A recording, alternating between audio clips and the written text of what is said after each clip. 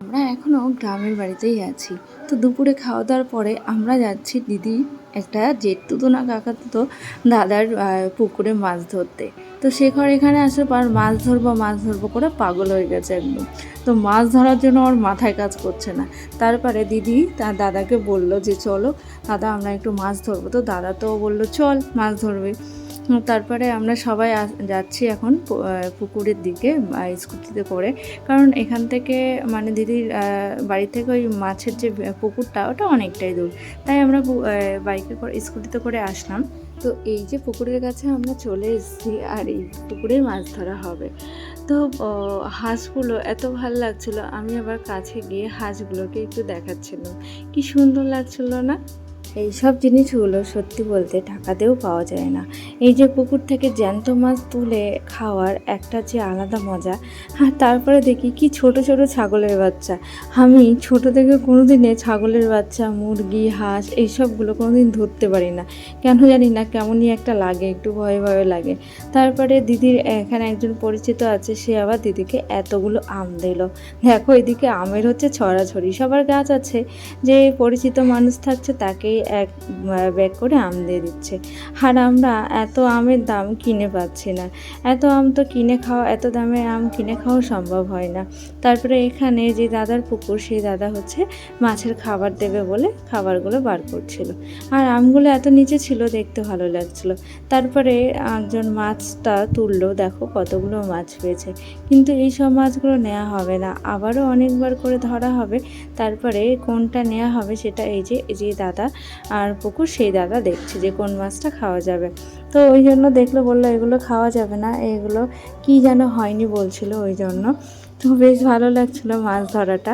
কিন্তু এখন বিকাল, তাও এত আলো রয়েছে, একটু রোদ রোদ ভাব রয়েছে, বেশ মনে হচ্ছে যে গরমটা আরও বেশি লাগছে। মানে পুকুরের পাড়টা ঠান্ডাই হয়, কিন্তু এখানে জানি না খুবই গরম লাগছিল। তো ইনি সব মাছগুলো এভাবে বার করে করে ফেলে দিচ্ছিল জলে। না না, আমি জ্যান্ত মাছ ধরতে পারি না। দেখো দেখো, আচ্ছা এটি কিসে নেবা? দীপ দৌড় মারতে আমার স্কুটির ব্যাগ আছে, যে লালটা নয়, ওই আরেকটা ব্যাগ আরেক। তাই না? পারলে দিন আমার ব্যাগটা।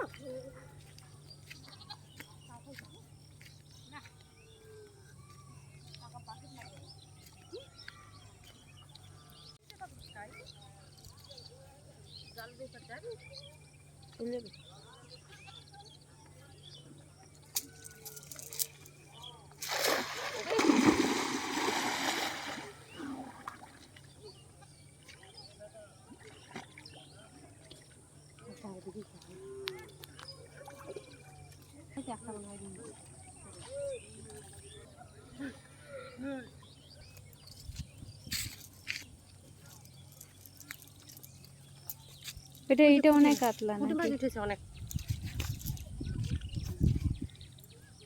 এটাও কাতলা, এটাও ছেড়ে দাও। যা পারলাম জানা দেখো।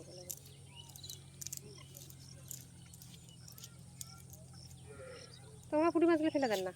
ওই পুঁটি মাছটা নিয়েছো? হ্যাঁ নিয়েছি। এটা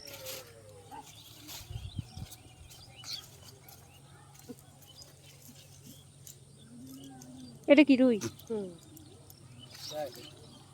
মিরকা নয়, এটা কি রুই? মিরকা। মিরকা মানে? মিরকা কি মাছ? মৃগেল, মৃগেল যেটাকে বলছে। দি পুঁটি মাছগুলো পুরো ওই যে ওইদিকে আছে, ওই যে আরেকটা।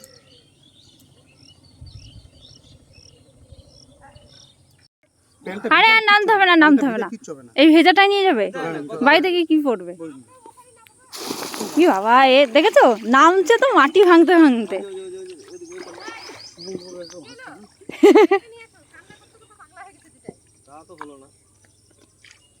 এবার ওই আজ বাবা আছে না, নিজ দিক নেই কে দুটোই না করতে করতে পাগলা হয়ে গেছে, দেখো না কেন ঝগড়া। আর সারার জামা নাই একটাও, জামা বের দিয়ে আসেনি না, সব ব্যাগের মধ্যে আছে।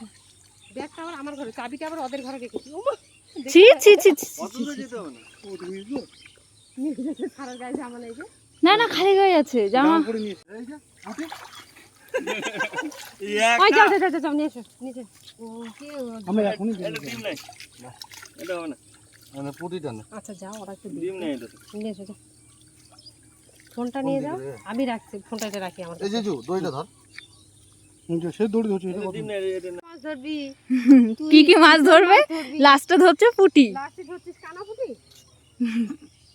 হয়েছে আজকে মাছ খাওয়া আমাদের। তোমার বাড়ি যাবো কটা দিকে আসছে ওই একটা পুঁটি মাছ পাবে, ওটা কড়াইয়ে লেগে থাকবে। টিফিনটা তো গেল আজকে বডি দাও এবার জালটা মালিককে দাও, মালিকের কাছে ছাড়া ধরা দেবে না মাছ। ওই ধরো না ও ধরেছে না। ওই যে আরেকটা মাছ দেখলাম মনে হচ্ছে ওটা ধরে জালের মধ্যে। আরে আসবে আমি তোমার সঙ্গে থাকি না আরে পাগল তুমি থাকলে ওই খাবার দিবে গেজির এদিকে নে দিদি ধরো জাল গুটিয়ে নিয়ে যাই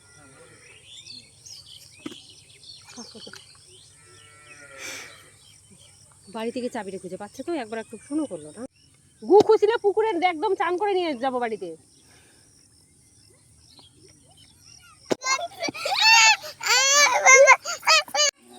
খাচ্ছে খাচ্ছে খাচ্ছে, এই কান্না করবে। আস্তে আস্তে আস্তে, ও এখন দুধু খাচ্ছে।